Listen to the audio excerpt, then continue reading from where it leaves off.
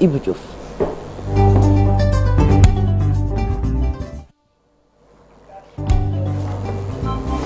Attaque à main armée à Kumbuturu, site d'orpaillage dans la commune de Tomboronkoto. 4 personnes tuées par balle et 2 blessés. Exactement, Sokhna Fati, c'est hier donc aux environs de 22h qu'un groupe d'individus forts donc d'une dizaine d'hommes ont fait irruption dans un point de transfert d'argent de ce site d'orpaillage. Ils ont tiré donc à bout portant sur les 4 personnes trouvées à l'intérieur avant de s'emparer de toutes les recettes du jour et se fondre dans la nature. Alertés, les FDS se sont déployés sur les lieux pour procéder au constat d'usage et ouvrir une enquête. Les corps sans vie sont donc acheminés à l'hôpital régional Ahmad Dansokho de Kédougou, Sokhna Fati. Et puis parlons de la présidentielle, éventuel report ou non. Les Sénégalais rencontrés se prononcent sur la question. Des Sénégalais donc qui se prononcent sur cet éventuel report ou non sont contre toute idée de report de la présidentielle donc du 25 février. Ils estiment que le pays a traversé des événements plus compliqués et douloureux, mais jamais une présidentielle n'a été reportée. On les écoute au micro de Alassane. Oui, je suis pour la tenue des élections.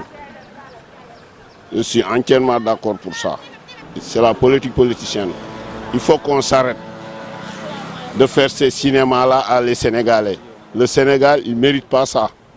Je suis contre.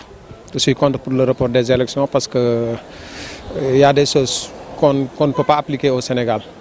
Ce qui est anormal. Il n'y a jamais eu de report au Sénégal, donc c'est anormal qu'on le fasse en tant que Sénégalais.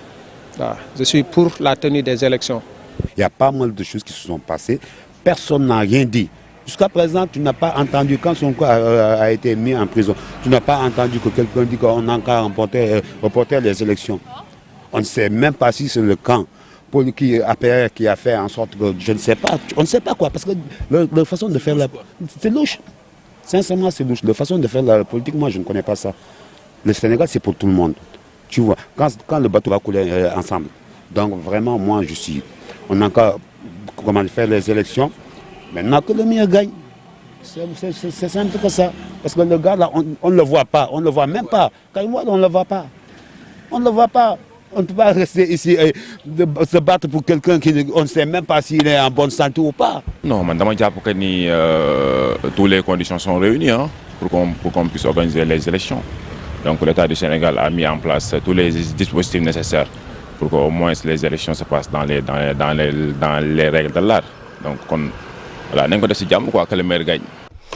Restons donc avec cette élection présidentielle. Le QDUS dit non également au report de l'élection présidentielle à quelques heures de l'ouverture de la campagne électorale. Il est inimaginable de reporter le scrutin selon Cheikh Ahmed Tidiane-Sy. Cependant, il invite les chefs de l'État à prendre ses responsabilités pour l'organisation d'un bon scrutin. On l'écoute au micro de Abé Faye. Le cadre unitaire de l'islam au Sénégal est contre toute idée de report de l'élection présidentielle du 25 février 2024. Il est quasi pour moi impossible, en tout cas il ne serait pas judicieux de reporter ces élections. Cela pourrait contribuer à déstabiliser le processus électoral, le processus démocratique qui est de cours dans ce pays. Et nous pensons que, en tout cas, le président de la République est interpellé au premier chef pour pouvoir rétablir les choses à leur juste mesure, rétablir les choses à leur juste proportion, afin qu'on puisse aller à des élections apaisées. Le QDUS a tenu un atelier de partage sur la désinformation et les propos haineux à l'approche de la présidentielle. Occasion de mettre l'accent sur la préservation de la paix au Sénégal.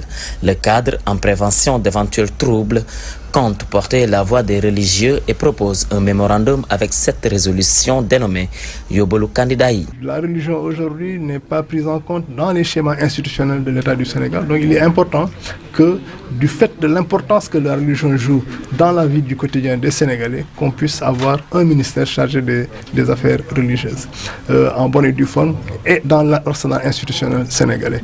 Il y a la prise en charge disons, des daras.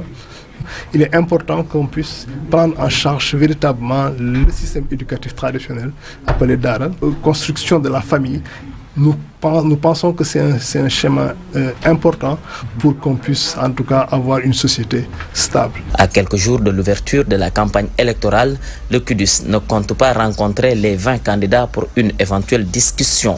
Cependant, le cadre va continuer à sensibiliser les religieux qui, à leur tour, vont porter le message à travers les prêches au niveau des mosquées.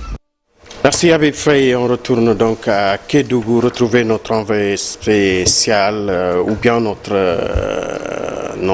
correspondant à Kumbuturu ou à Toboronkoto pour revenir sur ce drame. 4 personnes ont été tuées et 2 blessés à la suite d'une attaque dans un site d'orpaillage. Ibrahima Diabakhate, bonjour. Ibrahima, bonjour. Ibrahima, bonjour. Vous m'entendez? Oh. Apparemment, la liaison n'est pas... On va... Dans nos prochaines éditions, puisqu'on est en retard. D'accord. Il est 6h52, on continue. Alors, on poursuit donc avec cette polémique autour de la validité de la candidature de Rose Wardini à la présidentielle du 25 février prochain. Un document circule sur les réseaux sociaux. Un document qui atteste même que la candidate en question a la nationalité française et qu'elle est même inscrite dans le registre électoral français. Pour rappel, le candidat Karim Wade a été éliminé en raison de sa double nationalité. Revenons sur ce communiqué du ministère de l'Intérieur qui stipule qu'il est interdit sur l'ensemble du territoire national dans la période allant du 25 janvier au 14 avril 2024, le port d'armes de toute catégorie et de matières explosives. Durant cette période, aucune arme, quelle que soit donc sa catégorie ou sa nature, ne pourra être transportée hors des domiciles ou des lieux de travail. Tout manquement aux dispositions du présent arrêté sera puni des peines prévues par l'article 8, 10, 12 et 18 de la loi loi 6603 du 18 janvier 1966, subvisée Sokhna Fati. Transport à présent, autoroute Mbour-Fatick-Kaolack, gratuité provisoire sur le tronçon Mbour-Tchadjaï. Le ministre des Infrastructures, des Transports terrestres et du Désenclavement, Amadou Mansour Faye, et le ministre des Forces armées, Elhadji Oumar Youm, ont donc procédé à l'ouverture provisoire et gratuite à la circulation du tronçon Mbour-Tchadjaï de l'autoroute à péage Mbour-Fatick-Kaolack. L'autoroute Mbour-Fatick-Kaolack s'étire sur 100 km. La section donc ouverte à la circulation est d'environ 20 km. Ce tronçon sera gratuit tant que les travaux ne seront pas achevés. Le segment Mbour-Tchadjaï sur une vingtaine de kilomètres sera mis donc à la circulation provisoire, mais aussi gratuitement au profit des populations qui vont se rendre à Tchadjaï. C'était tout pour cette première tasse actu. Nous y reviendrons avec d'autres informations plus fraîches. Inch'Allah, et puis retrouvons Ibrahima Diabakhate dans notre édition de 8h en Wolof pour parler de cette affaire. Et puis tout de suite, l'actualité hors de chez nous.